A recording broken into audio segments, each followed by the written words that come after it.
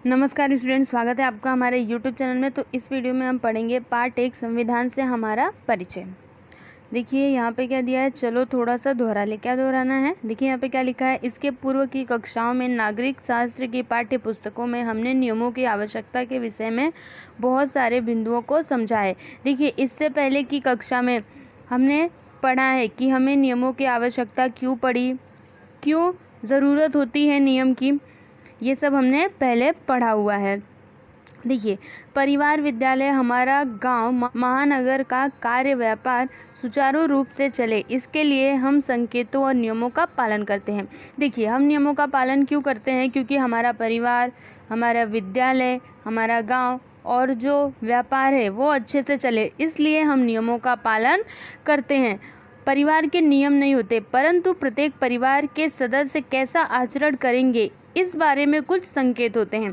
देखिए परिवार के कुछ नियम नहीं होते, लेकिन परिवार के सदस्य कैसा आचरण करेंगे, मतलब कैसा वो व्यवहार करेंगे, इसके बारे में कुछ संकेत होते हैं। विद्यालय में प्रवेश, गणवेश और अध्ययन के विषय में नियम होते हैं। देखिए विद्यालय में कैसे आपको प्रवेश करना है, क्या पहनना है, और अध्ययन के विषय मतलब किस टाइम पे कौन सा विषय पढ़ना है, इन सब के क्या होते हैं, नियम होते हैं। विविध स्पर्धाओं के भी नियम होते हैं, और जो स्पर्धाएं होती हैं, प्रतियोगिताएं, उनके भी कुछ नियम होते हैं। हमारे गांव और महानगरों का शासन भी नियमों के अनुसार चलता है। देखिए हमारे गांव और जो महानगर होते हैं उनका शासन भी कैसे चलता है, नियमों के अनुसार ही चलता है। इसी तरह हमारे देश का शासन भी नियमों अर्थात कानून के अनुसार चलता है। परिवार, विद्यालय, गांव, महानगर से संबंधित नियमों का स्वरूप सीमित होता है, परंतु देश के शासन से संबंधित कानून अथवा प्रावधान व्यापक होते हैं। देखिए परिवार, विद्यालय, गांव और महानगर, इनसे संबंधित जो नियम है उनका स्वरूप कैसा होता है, सीमित होता है।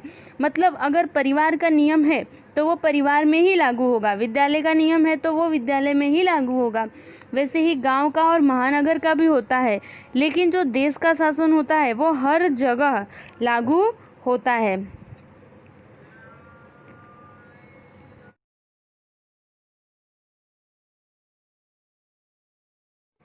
देखिए अब हम देखेंगे संविधान का अर्थ क्या होता है।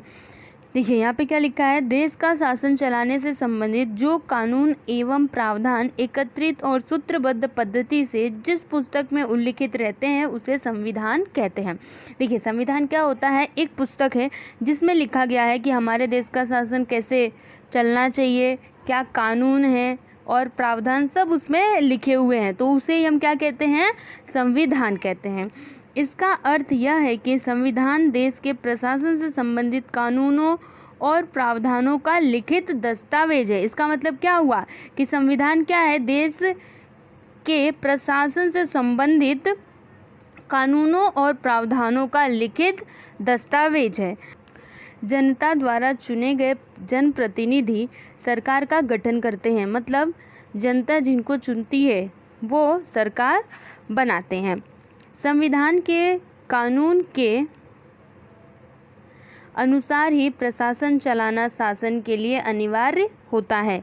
मतलब जो भी प्रशासन है, जो भी सरकार है, वो अपना शासन कैसे चलाएगी, संविधान के अनुसार। मतलब कोई भी सरकार होने दो, सबको संविधान के अनुसार ही सरकार चलाना होता है। संविधान में उल्लिखित प्रावधान अथवा कानून मूलभूत होते हैं। सरकार संविधान के साथ विसंगति रखने वाले कानूनों का निर्माण नहीं कर सकती। यदि सरकार ऐसा करती है तो न्यायपालिका उन कानूनों को रद्द कर सकती है। देखिए यहाँ पे क्या दिया है कि संविधान में जो प्रावधान लिखे गए हैं वो मूलभूत होते हैं, मतलब वो बहुत ही महत्वपूर्ण होते हैं, और सरकार उन संविधानों से कुछ छेड़छाड़ नहीं कर सकती। मतलब संविधान में जो कानून लिखे गए हैं उससे अलग सरकार और कोई कानून नहीं बना सकती, और यदि सरकार ऐसा करती है तो न्यायपालिका उन कानूनों को रद्द कर सकती है। संविधान में उल्लिखित कानून अथवा प्रावधान, देखिए क्या क्या है संविधान में लिखित कानून और प्रावधान, यहाँ पे हम वो देखेंगे। संविधान में उल्लिखित कानून अथवा प्रावधान विभिन्न विषयों से संबंधित होते हैं। देखिए, जो संविधान में लिखित कानून है वो किन किन विषयों से संबंधित होते हैं। देखिए, यहाँ पे कुछ उदाहरण दिए गए हैं, जैसे नागरिकत्व, नागरिकों के अधिकार, नागरिक और शासन संस्थाओं के बीच के संबंध, सरकार द्वारा किए जाने वाले कानूनों के विषय, चुनाव, सरकार की सीमाएं एवं राज्य सरकार के अधिकार क्षेत्र इत्यादि। मतलब देखिए, इसका क्या हुआ, नागरिकत्व मतलब सिटीजनशिप होता है, नागरिकता, और नागरिकों के अधिकार मतलब भारत के हर एक नागरिक का क्या अधिकार है वो संविधान में लिखा होता है। और नागरिक और शासन संस्थाओं के बीच के संबंध मतलब जो भी नागरिक है भारत का और जो शासन संस्थाएं हैं मतलब जैसे सरकार, उनके बीच के क्या संबंध होने चाहिए, इसके बारे में भी संविधान में लिखा हुआ है। और सरकार द्वारा किए जाने वाले कानूनों के विषय, चुनाव, सरकार की सीमाएं और राज्य सरकार के अधिकार क्षेत्र, ये सब भी संविधान में लिखे हुए हैं। सभी देशों ने संविधान के अनुसार मतलब हर एक देश में संविधान के अनुसार ही शासन चलाया जाता है, परंतु ऐसा होने पर भी प्रत्येक देश के संविधान का स्वरूप एक दूसरे से भिन्न होता है। लेकिन ऐसा होने पर भी हर एक देश के संविधान का स्वरूप एक दूसरे से अलग होता है। इतिहास, समाज, संरचना, संस्कृति, परंपरा आदि बातों में अलग अलग देशों में विभिन्नता अथवा अलगपन पाया जाता है।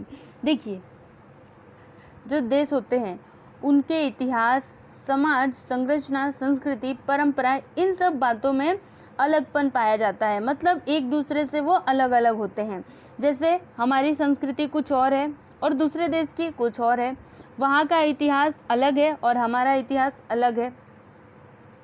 इसी तरह प्रत्येक राष्ट्र की आवश्यकताएं और उद्देश्य भी एक दूसरे से भिन्न होते हैं, और ऐसे ही हर एक देश की अपनी आवश्यकताएं होती है और अपना उद्देश्य होता है।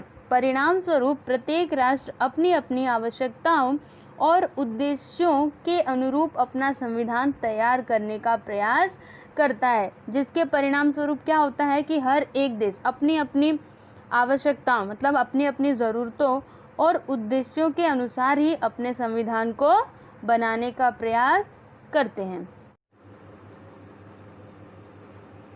देखिए, यहाँ पे आगे क्या दिया है, संविधान की आवश्यकता, क्यों संविधान की आवश्यकता होती है।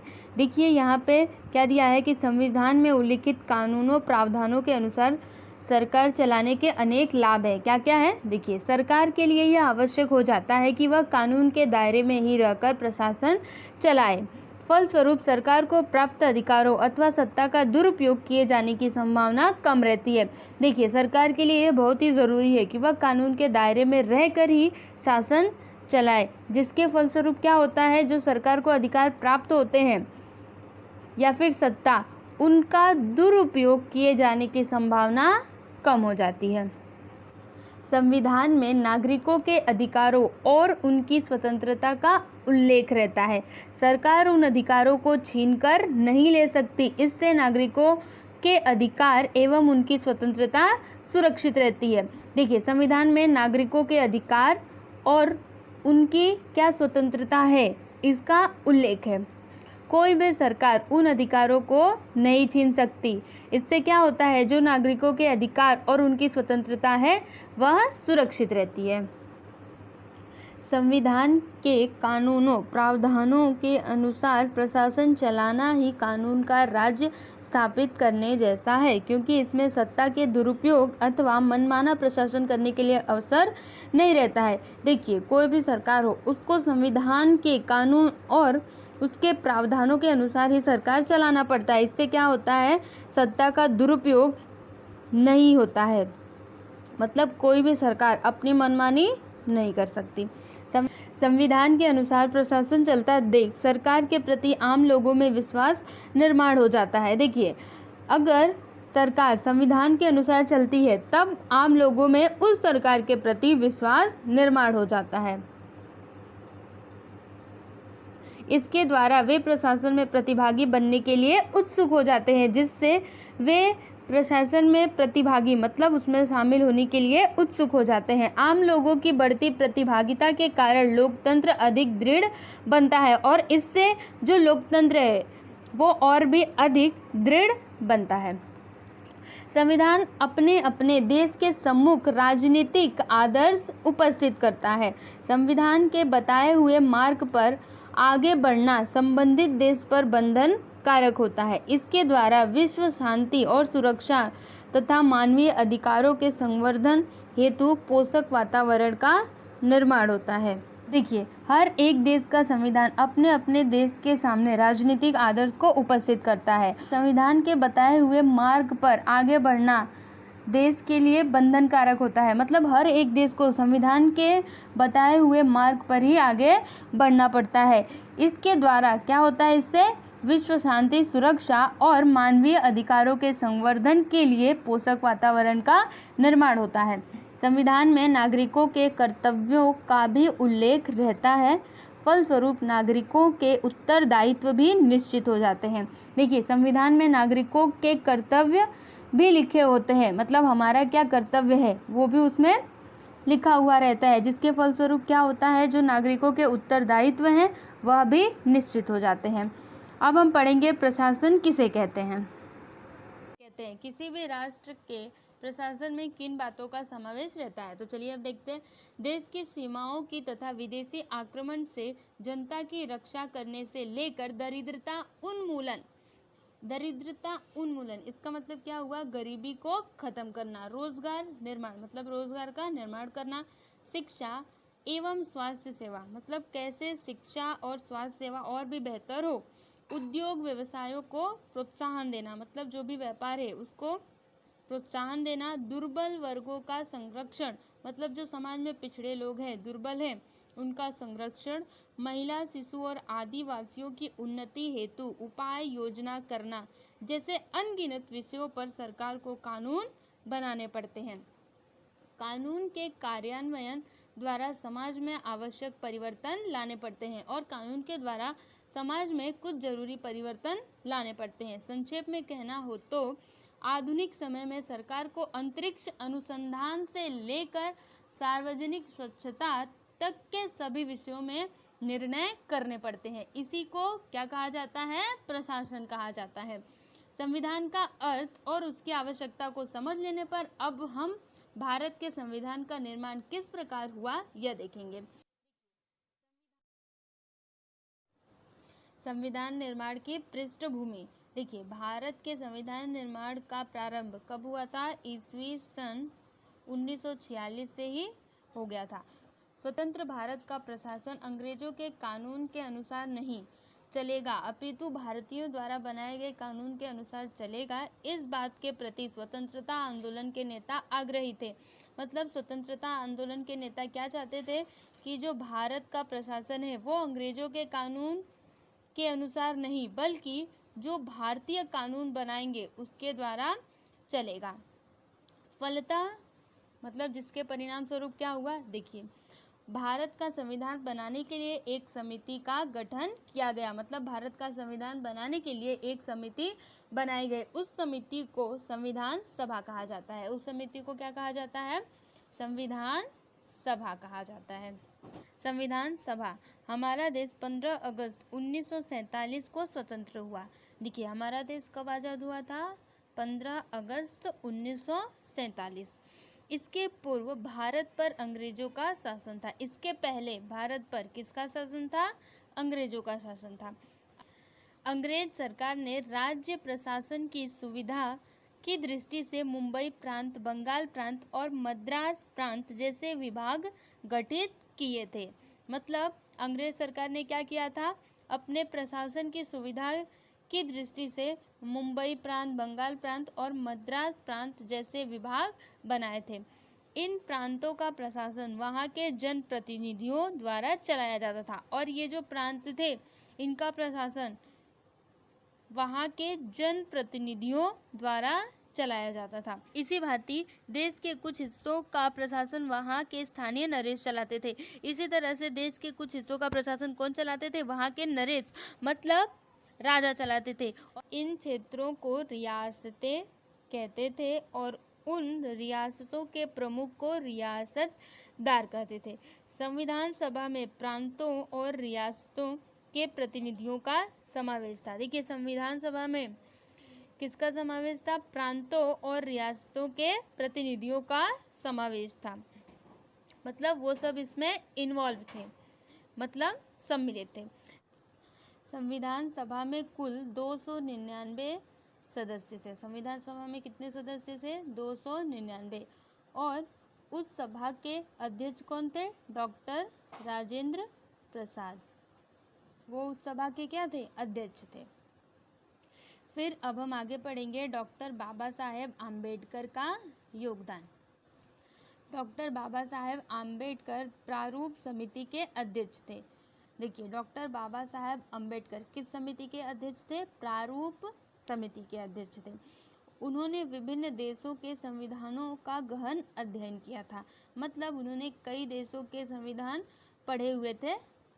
उन्होंने रात दिन अध्ययन एवं चिंतन कर संविधान का प्रारूप तैयार किया और उन्होंने रात दिन अध्ययन किया, चिंतन किया और फिर संविधान का प्रारूप तैयार किया। डॉक्टर बाबा साहेब आम्बेडकर द्वारा तैयार किए गए संविधान का प्रारूप संविधान सभा के सम्मुख रखा गया।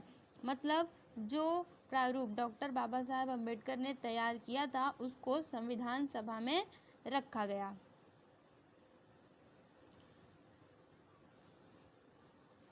संविधान की एक एक धारा पर विचार विमर्श हुआ और जो भी धाराएं थी एक एक धारा पर विचार विमर्श हुआ, मतलब बातचीत हुई। कई संशोधन एवं सुधार सुझाए गए और उसमें कई संशोधन और सुधार सुझाए गए।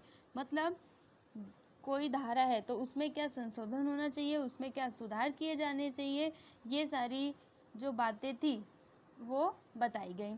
संविधान सभा के समक्ष संविधान का प्रारूप प्रस्तुत करने, प्रारूप से संबंधित पूछे गए प्रश्नों के उत्तर देने तथा संविधान सभा के अभिप्रायों के अनुसार मूल प्रारूप में परिवर्तन करने, प्रत्येक कानून और प्रावधान को त्रुटि रहित बनाने का कार्य डॉक्टर बाबा साहेब आम्बेडकर ने किया। ये सारे कार्य किसने किए? डॉक्टर बाबा साहेब आम्बेडकर ने किए। भारत के संविधान निर्माण में उनके द्वारा दिए गए इस योगदान के कारण उन्हें भारतीय संविधान का शिल्पकार कहते हैं। देखिए, भारतीय संविधान का शिल्पकार डॉक्टर बाबा साहेब आम्बेडकर को क्यों कहा जाता है? क्योंकि उन्होंने भारत के संविधान निर्माण में महत्वपूर्ण योगदान दिया था। संपूर्ण संविधान लिखकर पूर्ण होने पर संविधान सभा ने उसे मान्यता प्रदान की। देखिए, जब संविधान लिखकर हो गया, मतलब जब वह संविधान लिखकर पूर्ण हो गया, तब संविधान सभा ने उसे मान्यता दी और 26 नवंबर 1949 को उसे स्वीकार किया गया। अतः 26 नवंबर का दिन संविधान दिवस के रूप में मनाया जाता है। संविधान के कानूनों एवं प्रावधानों के अनुसार देश का शासन 26 फरवरी 1950 से चलना प्रारंभ हुआ। देखिए, देश का शासन संविधान के कानून और प्रावधानों के अनुसार कब से चलना प्रारंभ हुआ? 26 जनवरी 1950 से। तो ये भी आपको याद रखना है। इस दिन से भारत का गणतांत्रिक राज्य अस्तित्व में आया। अतः हम 26 जनवरी का दिन गणतंत्र दिवस के रूप में मनाते हैं। ये देखिए, ये है पंडित जवाहरलाल नेहरू, ये है सरदार वल्लभ भाई पटेल और ये है मौलाना आज़ाद, ये है सरोजिनी नायडू। देखिए, यहाँ पे एक चित्र दिया हुआ है। यहाँ पे डॉक्टर बाबा साहेब आम्बेडकर संविधान का प्रारूप डॉक्टर राजेंद्र प्रसाद को सौंप रहे हैं। देखिए, यहाँ पे लिखा है भारतीय संविधान का प्रारूप डॉक्टर राजेंद्र प्रसाद को सौंपते हुए डॉक्टर बाबा साहेब आम्बेडकर। तो इस तरह से यहाँ पे हमारा पार्ट 2 पूरा हुआ और जो इसका स्वाध्याय है, मतलब प्रश्न और उत्तर, वो मैं अगले वीडियो में अपलोड कर दूँगी, जिसका लिंक आपको डिस्क्रिप्शन में मिल जाएगा। आपको ये वीडियो कैसा लगा आप हमें कमेंट करके ज़रूर बताइए और अगर अच्छा लगे तो लाइक कीजिए, शेयर कीजिए और चैनल को सब्सक्राइब करना ना भूलें। Thank you.